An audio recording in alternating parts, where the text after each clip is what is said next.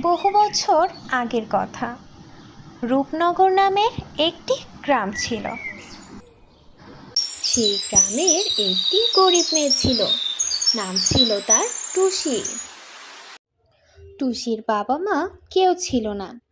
অনাহারে দিন পার করত সে। টুসি প্রতিদিন বাইরে বের হতো কাজের জন্য, কিন্তু তাকে কেউ কাজ দিতে চাইতো না।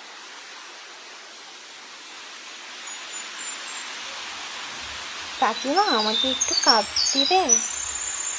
না রে বাবা, আমার কাছে কোনো কাজ নাই। তুই পারলে অন্য কোথাও দেখ। তুই তো এমনি মুখ পোড়া।